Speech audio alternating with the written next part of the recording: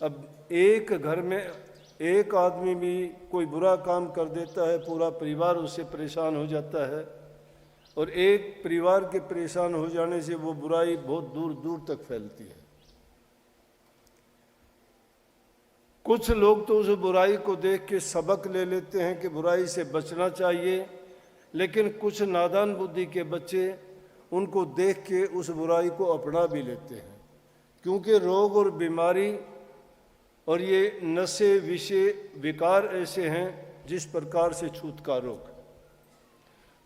रोग एक दूसरे के पास जाने से, उसको छू देने से, उसके पास बैठने से, बात करने से लग जाता है। उसी प्रकार से विकारी इंसान के पास बुरी संगति में जाने से कभी न कभी उसको पकड़ लेती हैं, पकड़ने के बाद ऐसा जकड़ती हैं कि छोड़ती नहीं है।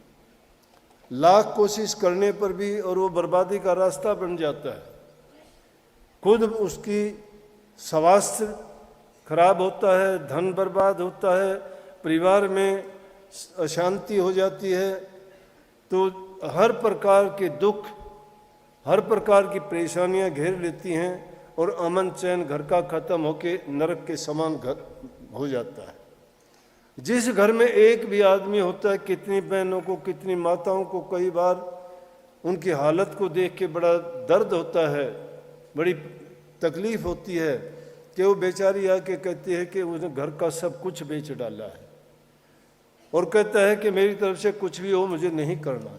छोटे छोटे बच्चे, उनके तन पर कपड़ा नहीं है, खाने को उनको क्या मिलता होगा। स्कूल में पढ़ाई के दिन है, उनको कहाँ स्कूल की सोच होगी।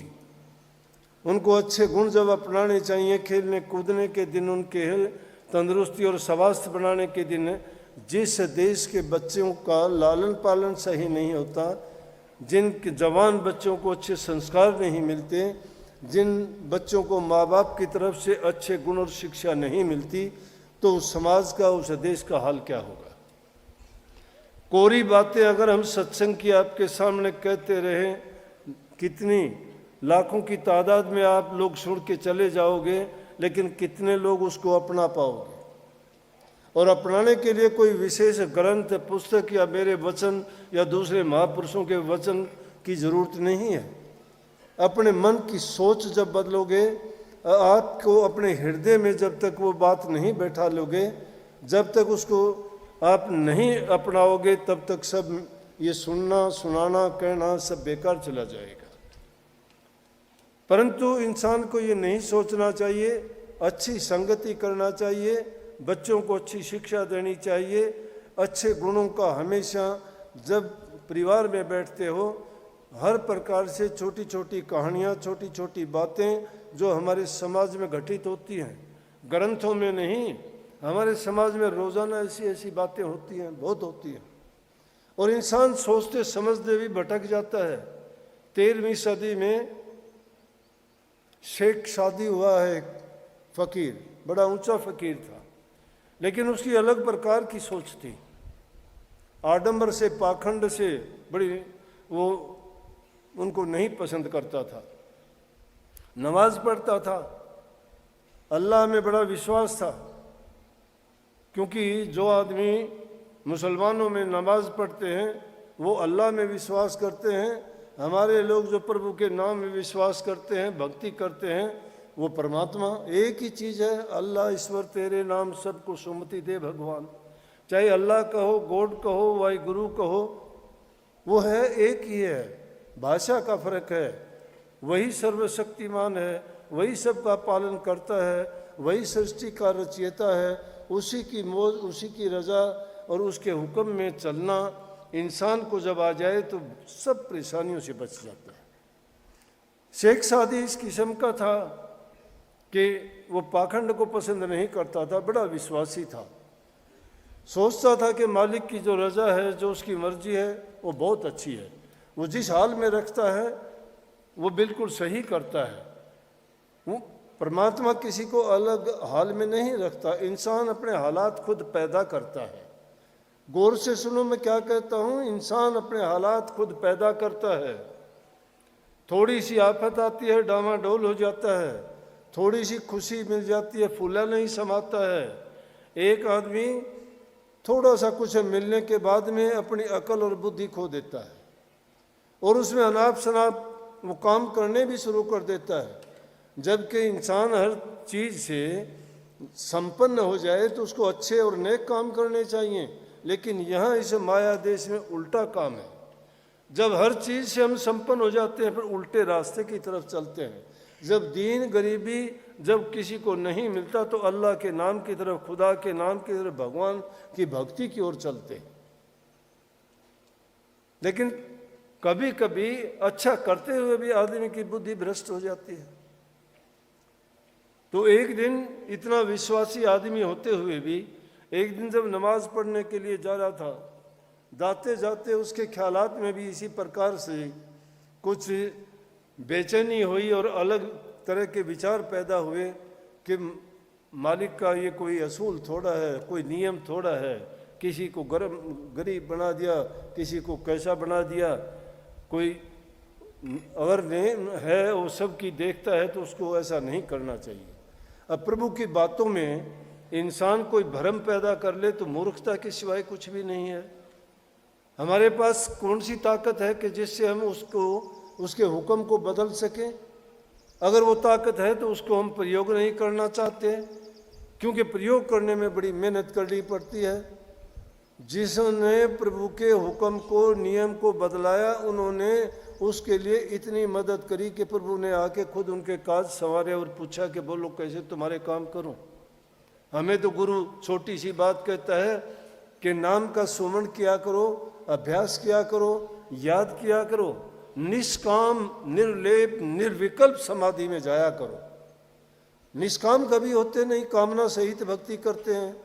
सुमरण भी हमारा कामना सहित होता है, कामना छिपी होती है उसके पीछे। हम सुमरण क्यों करें? नौकरी मिल जाए। सुमरण क्यों करें?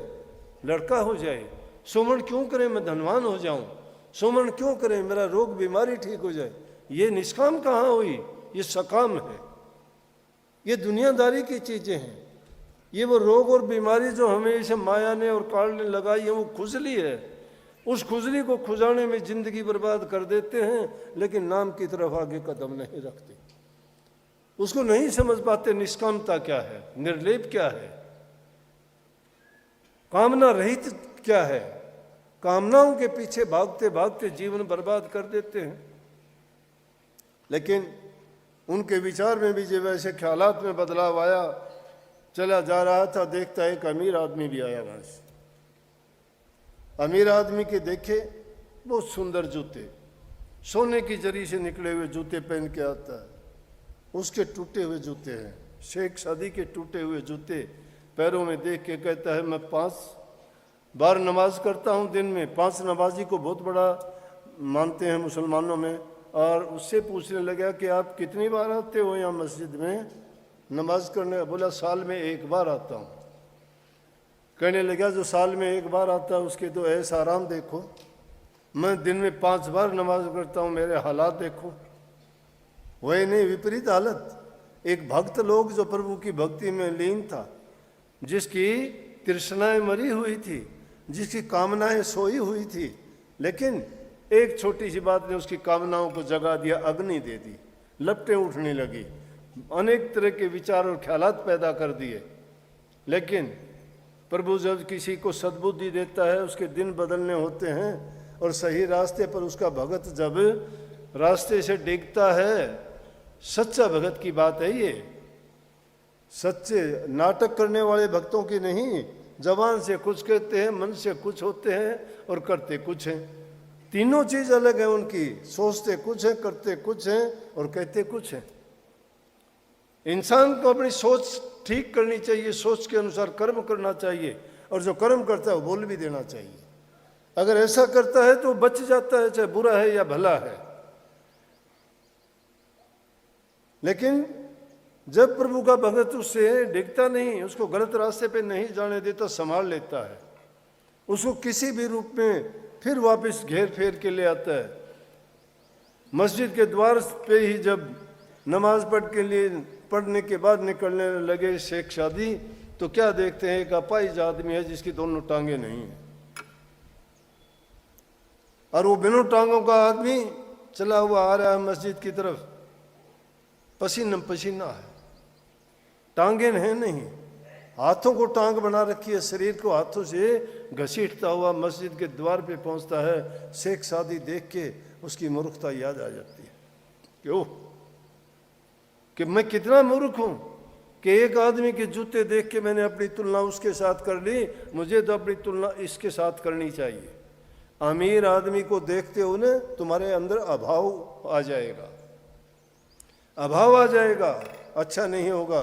लेकिन जब गरीब को, निर्धन को देखोगे तो तुम्हारे अंदर हमेशा अच्छा भाव आएगा। उसको देख के उसके विचार बिगड़े, लेकिन उसको देखने के बाद में उसको खुदा के गुणों की याद आ गई कि देखो ये ऐसा होते हुए भी उस खुदा की बंदगी के लिए आता है। मेरे तो प्रभु ने अच्छी टांग भी दी है, अच्छा शरीर भी दिया है, और उसके बावजूद भी मैं कितना परमात्मा के बारे में अनाप शनाप सोचने लग गया, तो मैं खुदा का बंदा कहाँ हुआ। ये बात है, हमारी भी सोच इसी प्रकार से बदल जाती है। लेकिन मैंने बात कही कि जब कभी भगत बिगड़ता है, प्रभु को पता है कि इसके ऊपर माया ने, काल ने अपना असर डाल दिया है, तो उसको संभालने के लिए उसको ठोकर लगाता है। उस ठोकर से संभल जाता है, वो फिर रास्ते पे आ जाता है। और जो ठोकर लगने के बाद सुधरता नहीं है, फिर भी अपनी अक्ल, अपनी बुद्धि, अपनी चतुराई, अपनी सोच में जो आदमी बड़ा बनता रहता है, फिर वो गिरता ही गिरता चला जाता है, कभी उठता नहीं है। जिस प्रकार से नामदेव जी छिपी घर में थे, कपड़ों को रंगते थे, तो कपड़ों को रंगने के लिए नदी पर ले जाते, सिर पर गट्ठर बांध के ले जाते। उनको बड़ा दुख होता था, कष्ट होता था, वजन ठाक के चलते, सारा दिन काम करते, पानी में उनको धोते, दोनों हाथ थक जाते थे पीटते पीटते उनको, क्योंकि उन पर रंग चढ़ाना होता था। फिर तो रंग चढ़ाने से पहले अच्छी तरह से उनको धोते थे। उनको लेके जाते तो मन में सोचा एक दिन, लेकिन आला दर्जे के भगत नामदेव की छान खुद भगवान ने आके छपाई। उनकी पत्नी ने उसके लिए उसके ऊपर सामान पहुंचाया कि इसकी टपरी को बनाओ।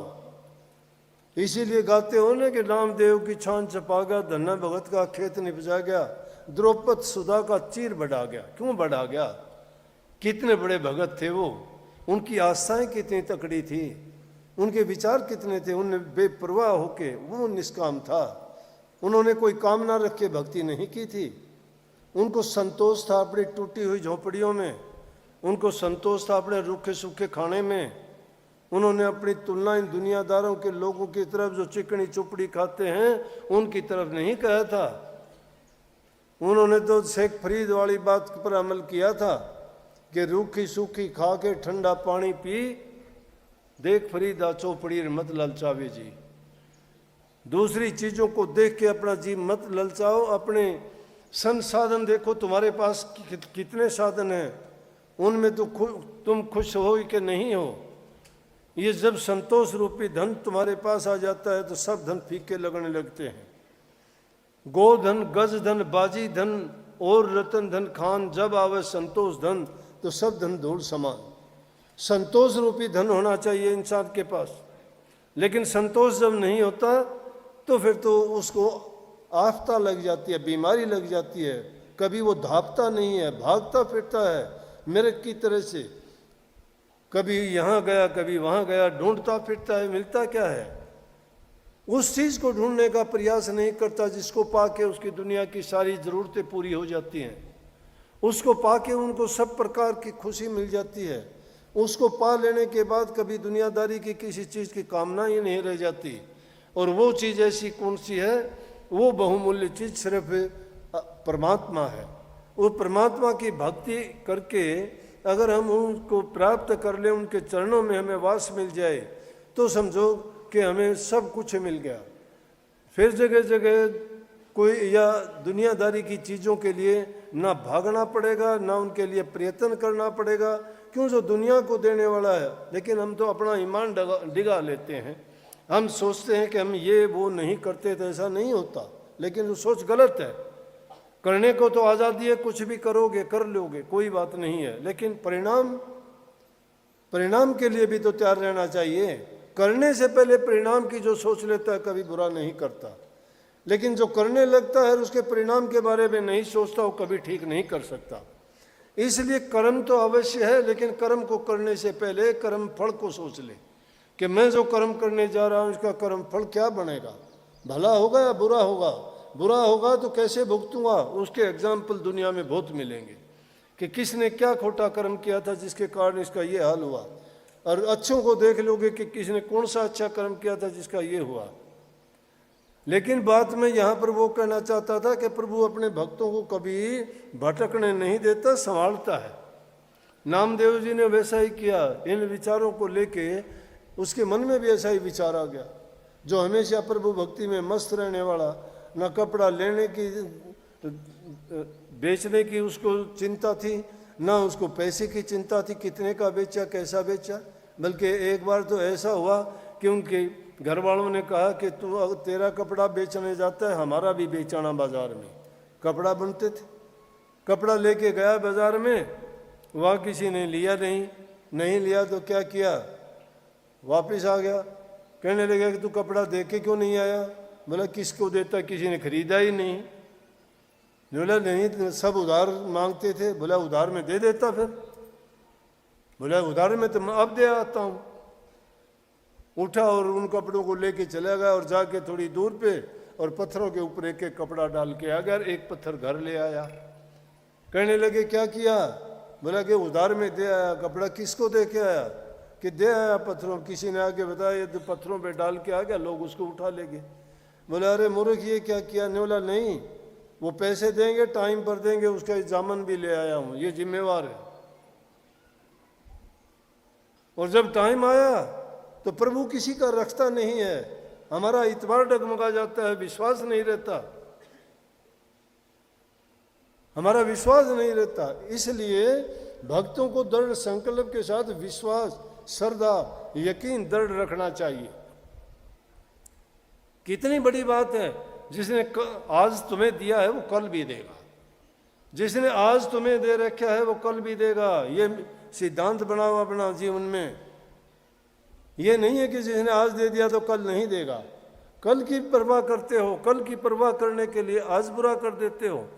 आज जो जीते हो इसमें अच्छा करना सीखो, नेक कर्म करना सीखो, पुण्य के कर्म करना सीखो। और सबसे बड़ा पुण्य है प्रभु की भक्ति का। प्रभु की भक्ति जब करते हो सारे कर्म उसमें शामिल हो जाते हैं, सब के सब। और ऐसे करते हुए जब कभी तुम भटकोगे तो तुम्हारी संभाल भी अपने आप करेंगे वो। जब तुम्हें दुख विपदा पड़ेगी तो भी अपने आप तुम्हें संभाल करेंगे और तुम्हारा सारा काम सही करेंगे, सद्बुद्धि देंगे। और तुम पाओगे नतीजा बाद में, फिर पता लगेगा ओह ये मेरी कितनी बड़ी भूल थी, मैंने कैसे गलती की, क्या किया। नामदेव जी जब ऐसा सोच रहे थे कि परमात्मा मेरे साथ ऐसा क्यों करता, मुझे भी ये लोग घोड़ियों पे चढ़े फिरते, मुझे भी एक छोटी मोटी घोड़ी दे देता तो मैं भी अपने कपड़े उसके ऊपर लाद के ले जाता, धो के ले आता और उसको घर में लाने में मुझे परेशानी नहीं होती। बस ऐसा ही विचार करते करते आ रहा था। इतनी देर में एक पठान आ गया। पठान घोड़ी पे सवार था। पठान की घोड़ी ने बच्चा दे दिया, बच्चा पैदा हो गया। पठानों का राज था। नामदेव को बोला ओए छिम्बा इधर आ। गया, बोला कि हाँ जी बोलो। अब भगत तो बेचारे गरीब होते हैं, उनको कोई कुछ भी कह दे वो डरते हैं, ना उनमें कोई ताकत है ना कोई अहंकार है। उनके पास तो नम्रता, दीनता, अधीनता और बड़े सादगी से बोले हाँ जी बोलो पठान साहब। बोला कि इस घोड़ी के बच्चे को उठा आगे आगे होके चल। घोड़ी के बच्चे को उठा लिया बेचारे ने कंधे पे डरता हुआ। आगे आगे वो चलता है, पीछे पीछे पठान है। पठान कहाँ जाना है। वो बोला जी कहाँ लेके चलो इसको। बोला द्वारिका। द्वारिका? द्वारिका मुगल होके द्वारिका कहाँ ले जाएगा। द्वारिका तो हिंदुओं का धार्मिक स्थान है, वहाँ तो कोई ऐसा देखने में मिलता ही नहीं। वहाँ पठान कहाँ से होंगे।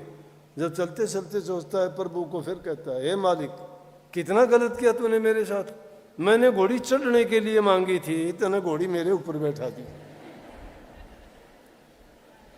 मैंने मेरे लिए सुख के लिए मांगी, तेने उल्ट बात सुन ली मेरी तो, कि देखो उल्टा मेरे ऊपर ही लदवा दी घोड़ी। लेकिन उल्टा ही ख्याल आ गया कि पठान और द्वारिका का क्या मतलब। मुड़ के देखा तो प्रभु के दर्शन हुए।